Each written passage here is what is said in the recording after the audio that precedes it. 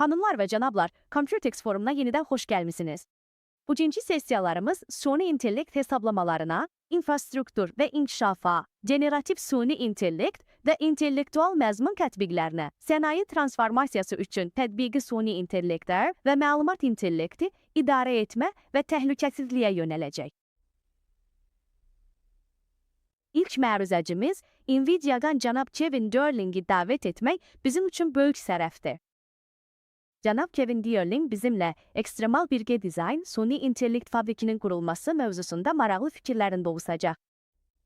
İlk məruzəcimiz Nvidia'nın şəbəkə üzrə baş vitse-prezidenti cənab Kevin Durling'i salamlamaq bizim üçün böyük sərəfdir.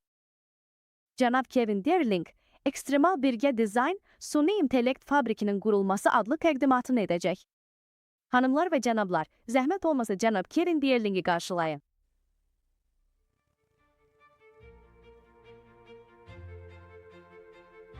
Sabahınız xeyir, Tayvan. Burada olmaq xoşdur. Mən Kevin Durling'əm.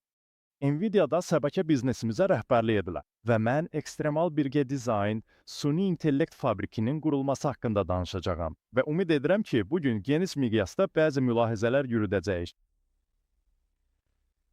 Beləliklə, ilk növbədə bugün suni intellekt və hesablamada uc əsas hadisə baş verir.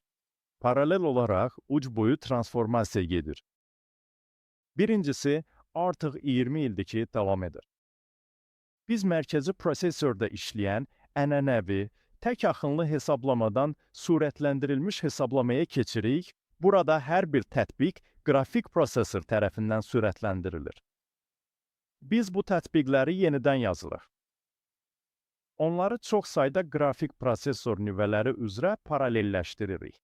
Və bunu dizayn, məlumat emalı, tip, simulyasiyalar, kvant hesablamaları, tədqiqatlar üçün edirik. Bütün bunlar 10 illiklər ərzində, elə indi də baş verir. Lakin indi baş verən ən böyük yenilik generativ suni intellekti. Ümumilikdə cəmi 3 ildən biraz çox vaxt keçməsinə baxmayaraq, biz ilk dəfə ChatGPT-ni təcrübə etdik. Cəmi bir neçə il əvvəl idi və biz böyük sürətlənmə görürük. Beləliklə, artıq bir şeyləri axtarmaq əvəzinə suallar verə, söhbət edə və məzmun, şəkillər yarada bilərik. Və indi biz agentliyə mülahizə yürütməyə keçirik. Və bir saniyə sonra agentlər haqqında daha ətraflı danışacağam, çünki onlar inanılmaz dərəcədə vacibdir. Və biz həmin agentlərin artıq hələ başlanğıc olsa da robotlara və özü idarə olunan avtomobillərə tətbiq edildiyini görürük. Burada siz düşünür, mülahizə yürüdür və hərəkət edirsiniz. Və bütün bunlar məlumat mərkəzlərini qurma usulumuzun tamamilə transformasiyasına səbəb olur. Keçmişdə məlumat mərkəzi pul aparan, üzərində tətbiqlərini işlətdiyiniz bir yer idi. Suni intellekt fabriki isə pul qazandırır. O, tokenləri çox səmərəli şəkildə yaratmalıdır. Buna görə də məlumat mərkəzlərini qurma usulumuzu tamamilə dəyişməli, xərc mərkəzlərindən token gəliri gətirənlərə keçməliyik. Bəs bunun arxa planında nə dayanır? Niyə bizə sürətləndirilmiş hesablama lazımdır? Və bununla nəyi nəzərdə tuturuq? Məlum olur ki, Moore qanunu artıq başa çatır. Moore qanununa görə tranzistorların sayı hər 2 ildən bir 2 qat artmalıydı. Mən demək olar ki, 40 ildir bu sahədəyəm və bu baş verirdi. Əgər bunu sadəcə tranzistorların sayının 2 qat artması kimi tərif etsək, deyə bilərik ki, Moore qanunu hələ də yaşayır. Lakin Moore qanunu sadəcə tranzistorların sayının 2 qat artmasından daha çoxunu deyirdi. Bu, həm də fizika və iqtisadiyyat qanunu idi. O deyirdi ki, biz eyni güc və eyni xərclə tranzistorların sayını 2 qat artıracağıq. Və bu baş vermədi. Bu, 10 il, hətta 20 il əvvəl, təxminən 2005-ci ildə dayandı. Dennard miqyaslaması adlanan Seymour qanununun əsasını, fizikasını təşkil edir. Və Dennard miqyaslaması 20 il əvvəl başa çatdı. Buna görə də bizə hesablama texnologiyasını yenidən ixtira etmək lazımdır. Yolumuza davam etmək üçün sürətləndirilmiş hesablama texnologiyasını tamamilə yenidən kəşf etmək məcburiyyətində qaldıq.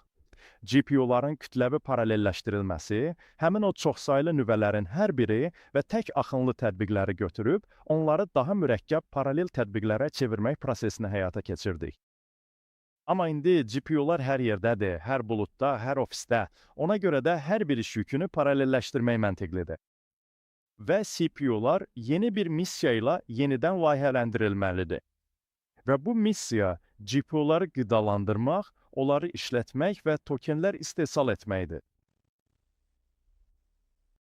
Və Mur qanunu olduğu bir vaxtda biz eyni zamanda bu ağlasığmaz tələbatı görürük. Yeni tokenlər və süni intellekt hesablamaları üçün. Biz inanılmaz bir artım görürük. Bura baxsanız, model parametrlərinin artdığını görərsiniz. Oh, nə gözəldir. Tayvanda hamı çox mehribandır. Mənə yasir lazer edilər. Model ölçüləri hər il 10 qat parametr artımı ilə boyuyur. Və biz bunu görmüşük. Bu temp hələ də davam edir. Modellər getdikcə daha da boyuyur və boyuyur. Eyni zamanda istifadə etdiyimiz tokenlərin miqdarının da artdığını görə bilərsiniz. Bu test vaxtı miqyaslaması adlanır. Biz əslində nəticə çıxarırıq və getdikcə daha çox token emal edib yaradırıq. Və birdən ilk ekspert modellərinin qarışığı adlanan mərhələyə çatanda bir donuz nöqtəsi oldu. Bu cəmi il yarım əvvəl idi. Və qəfildən modellər, yəni süni intellekt mühakimə yürütməyə başladıqca daha çox token yaradıldı. Bir çıxış tokeni yaratmaq üçün daxildə 100 dəfə daha çox token yaradırdıq. İndi isə agentlərlə bunun daha da sürətlə artdığını görəcəyik. Beləliklə, tokenlərin sayı artmağa davam edəcək.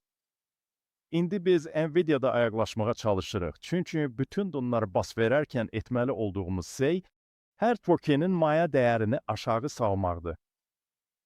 Watt basına düşən tokenlər və dollar basına düşən tokenlər bizi hərəkətə gətirən əsas amildir.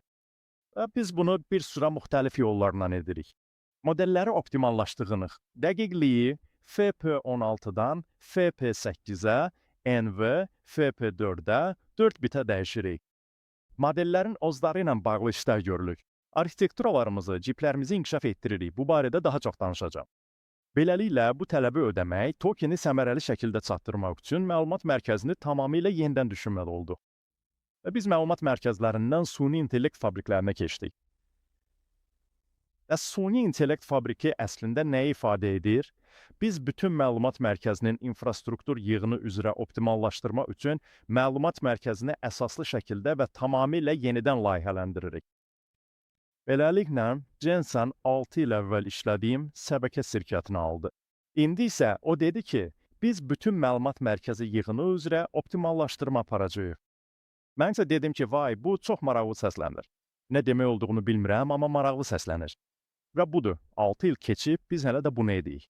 Biz hələ də bu bütün yığın üzrə optimallaşdırma aparırıq. Və Jensen bunu 5 qatlı tort adlandırır. Və orada vacib olan nədir? Həqiqətən də mən bu tort haqqında danışacağam. Və biz bu qatların hər birində birgə dizayn, ekstremal birgə dizayn edirik.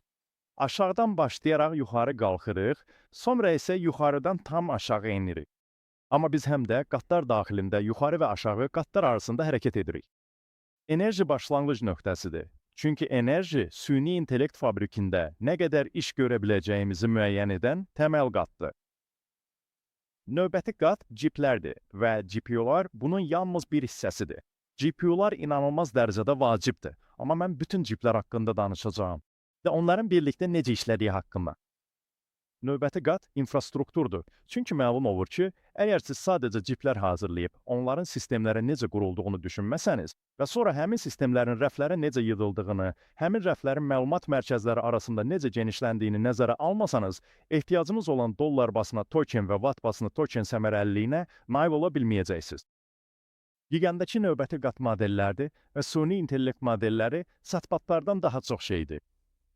Hər cür modellər var. Bizim multimodal modellərimiz var. Bizim transformatorlarımız var. Bizim diffuziya modellərimiz var. Genişlənə bilən modellərimiz var. Biz dezaqregasiya edilmiş modellər hazırlayırıq. Biz hər cür müxtəlif işlər görürük.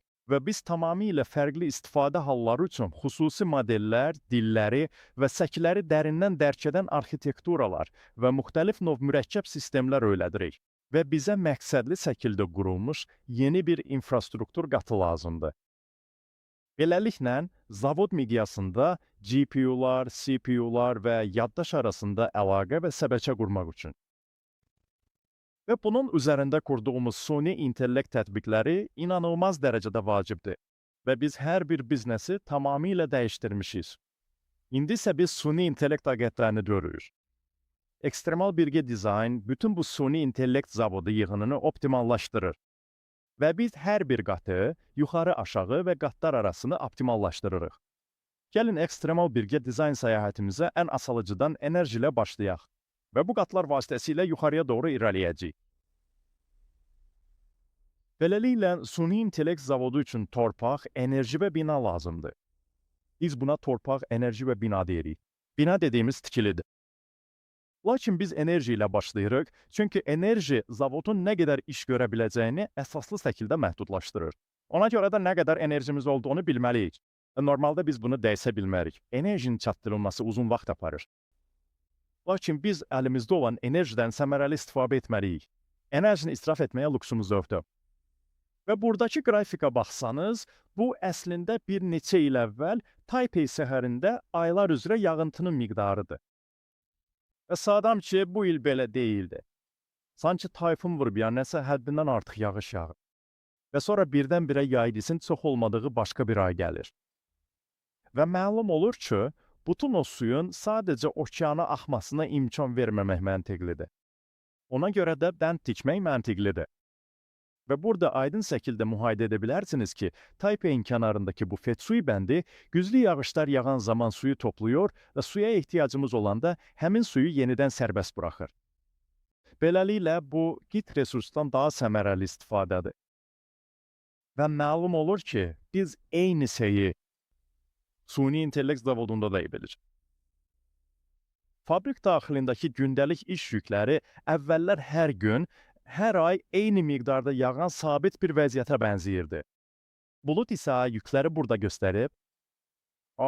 Bulut iş yükləri burada göstərilib. Bu ənənəvi iş yüküdür. Və mən buna baxanda onlar tamamilə təsadüf edir. Bunların hamısı fərqli iş yükləri, fərqli istifadəcilərdir. Və məlum olur ki, bizdə çox sabit bir yük var. Bu lap çox sabit bir yükdür. Keçmişdə bunun üçün narahat olmalı deyildik. Lakin süni intellekt təlimi tamamilə fərqlidir.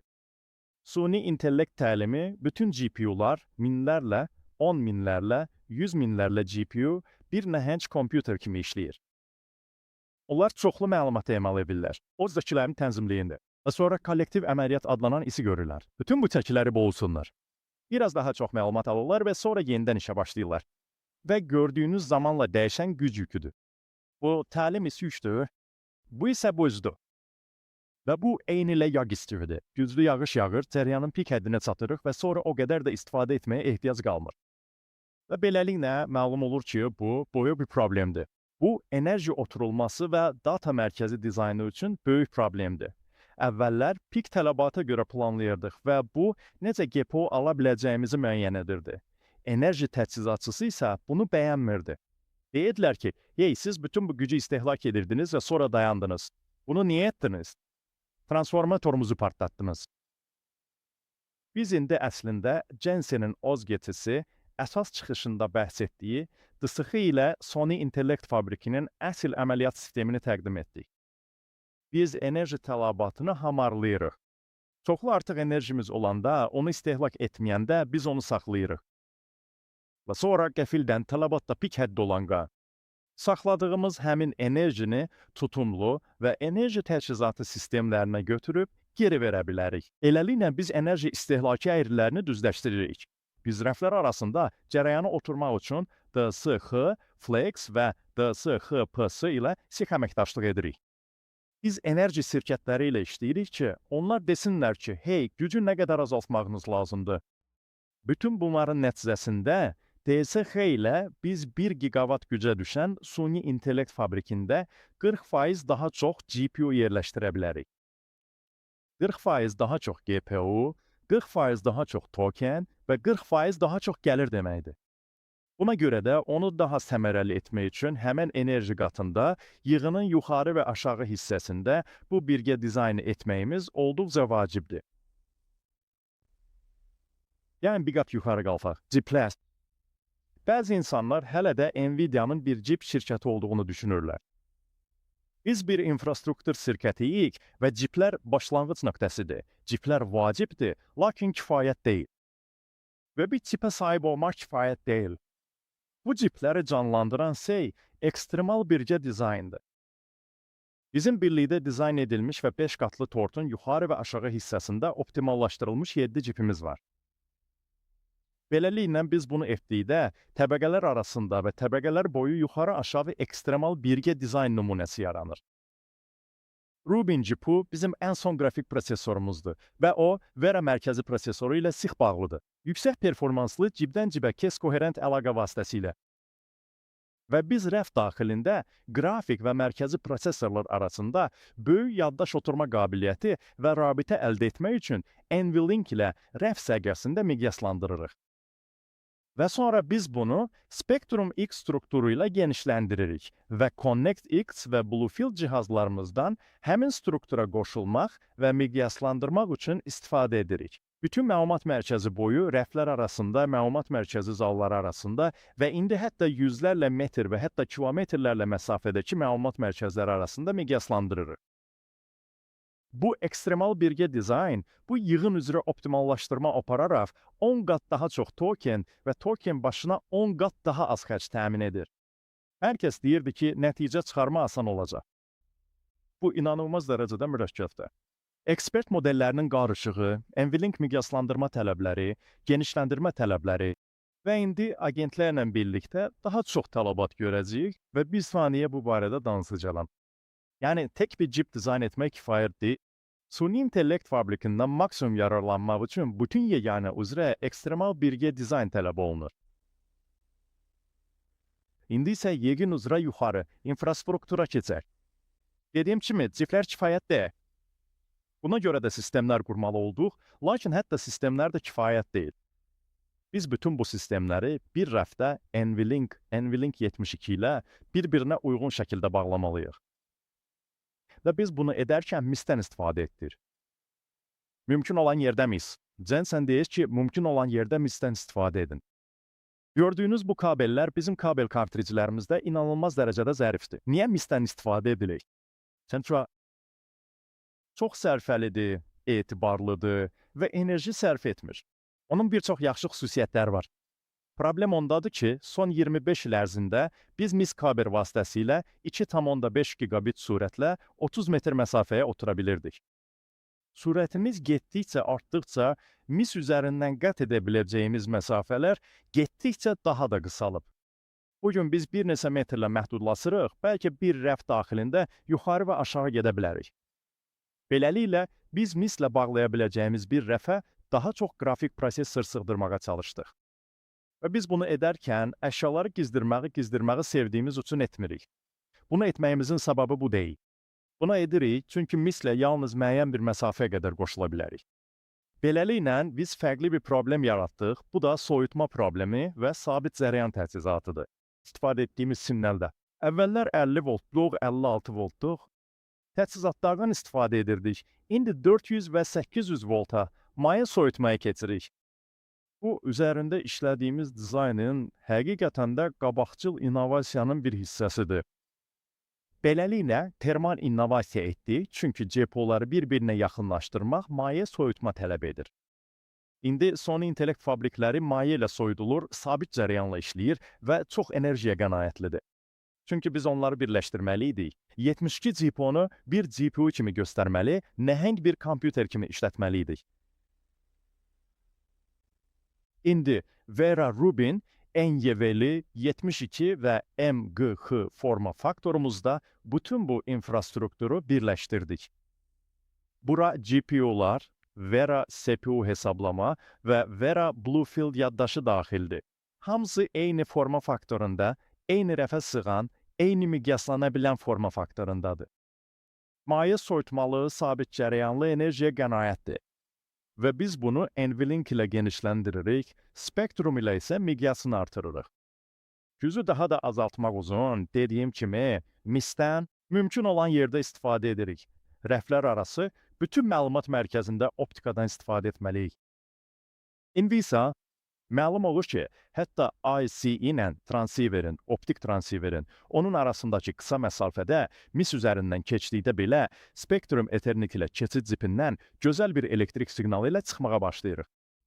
Və onu PCB vasitəsilə panelin onuna otururuq və onu korlayırıq. PCB üzərindəki mis siqnalı korlayır.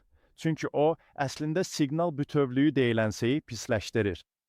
Beləliklə, elektrik siqnalını yenidən bərpa edib gözəlləşdirməliyik, sonra isə optikanı isə salırıq. Amma biz bundan daha yaxşısını edə bilərik. Və Spectrum X, Spectrum SPO keçidi, birgə paketlənmiş optika, ilk birgə paketlənmiş optik. Keçid cipidir ki, optikanı birbaşa ASIC-in yanına yerləşdirir. Beləliklə, ASIC-dən çıxanda o gözəl olur. Həmin elektrik siqnalı gözəldir. Və biz onu paketin daxilində, silisiumun duz yanında gözəl bir optik siqnala çeviririk. Və bunu etdikdə biz çoxlu miqdarda enerjiyə qənaət edirik. Bu, süni intellekt fabrikanda onlarla megawatt enerji qənaəti deməkdir. Və həmin enerji daha sonra daha çox token yaratmaq üçün istifadə edilə bilər. Biz ondan GPU və CPU-larla istifadə edib alətləri işlədə bilərik. Və bütün bu qovsaqlar Bluefield və Connex SuperNIC-lərlə saniyədə 800 gigabit sürətlə bağlanır, indi saniyədə 1600 gigabitə keçir. Və bu oturma qabiliyyəti vacibdir, çünki agentlər artıq gəlib. Bəs agent nədir? Agent, öz quyruğunu yeyən süni intellektdir. İnsanların sorğular formalaşdırması əvəzinə, süni intellekt bütün dövrəni tamamilə qapıyır və sorğunu özünə qaytarır. Və məlum olur ki, insanlar kifayət qədər ləngdilər. Süni intellektlər isə olduqca sürətlidir. Süni intellektlər səbirsizdir. Süni intellektlər insanlardan qat-qat sürətlidir. Beləliklə, biz bu agent dövrəsini yaratdıq.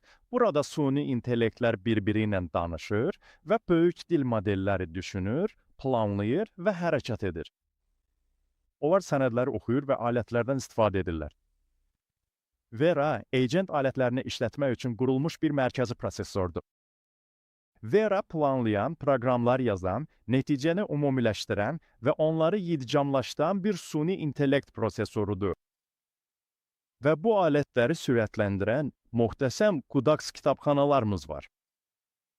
Bizim modellərimiz var. Nematron, acıq modellər və hər şeyi təhlükəsiz etmək üçün Bluefield məlumat prosesorlarımız var. Bu agentlər düşünürlər və düşünmək üçün yaddaş lazımdır. Agentlərin yaddasa ehtiyacı var. Ona KFKS adlanan qısa müddətli yaddaş və fayllar, obyektlər və vektor verilənlər bazası olan uzun müddətli yaddaş lazımdır. Beləliklə, bu agentlər əslində yaddaşdan istifadə edirlər. Yaddaş dedikdə bu dram deyil, bu eyni ilə bizim yaddaşımız kimi agent yaddasıdır. Bizim qısa müddətli və uzun müddətli yaddaşımız var. Agentlərin bu agent yaddasını dəstəkləmək üçün tamamilə yeni bir süni intellekt saxlama sinfinə ehtiyac duyulmaqdadır. Beləliklə, biz süni intellekt agentləri üçün yeni bir saxlama sinfi üçün istinad memarlığı hazırladıq. Və bu, qısa müddətli yaddaş, KVKS ucuncumxı, fayllar, obyektlər və vektor verilənlər bazası kimi, uzun müddətli yaddaş ucunu isə STX adlanır ki, biz oxşarlıq axtarışları edə bilək. Biz daxil etmələri saçırıq. İnsanlar dil vasitəsilə düşünürlər və böyük dil modeli həmin sözləri, həmin tokenləri 1 və 0-lara çevirir. Və bu KK adlanır. Və bir dəfə buna sahib olduqda, KKS ilə ana dilini biz əslində onu saxlaya və bərpa edə bilərik. Və burada ortada öncədən doldurma və desifrə etmə adlanan şey görürsünüz. Bir sənədi oxuduqda və ya bir sorğu aldıqda əslində bütün sənədi oxumalısınız və siz bu barədə düşünürsünüz və diqqət mexanizmi adlanan şeyə baxırsınız. Diqqət sizə lazım olan teçeydir. Bu böyük bir dil modelidir. Biz bunu etdikdə sonra KVKS-i saxlayırıq və onu yenidən desifrəyə göndəririk. Biz aləti caqıra bilərik. Bütün bunları sürətləndirməliyik. Bu ekstremal birgə dizaynın nəticəsi bu yeni ixtisaslaşmış süni intellekt saxlama arxitekturalarından istifadə etməklə 5 qat daha sürətli token oturma qabiliyyəti və 5 qat daha yaxşı səmərəlilikdir. Və əlbəttə ki, bizə ekstremal təhlükəsizlik də lazımdır. Beləliklə, Bluefield və Doça bizim STX, LPX rəfi adlandırdığımız işləyərkən o poda məlumat girişini xətt surətində təmin edir. Və bunu etmək üçün burada mövcud olan nəhəng tərəfdaşlar ekosistemidir. İndi isə modellərə keçir. Modellər süni intellektin mərkəzindədir və biz həm AGIC modelləri, həm də süni intellekt laboratoriya modellərini, dünyanın aparıcı modellərini sürətləndiririk və modellər çıxan kimi onları optimallaşdırmağa davam edirik. Burada Blackwell-dan istifadə edərək ən son DeepSeek modelində 30 qat performans artımını görürsünüz. Və Rubin bu modelləri daha da sürətli işlədir. Və bu vacibdir, çünki LM-lər daha sürətli olmalı və daha az xərc tələb etməlidir. Çünki biz agentlərin səbirsiz olduğunu görmüşük. Və onlar səhər, günorta və axşam yeməyində tokenləri yeyirlər. Beləliklə, biz qabaqcıl performans təqdim edən AGIC Nemotron modelləri yaratdıq. Jensen bunu öz əsas çıxışında göstərdi. Və tərəfdaşlarımız bunları xüsusi super modellərə uyğunlaşdıra bilərlər.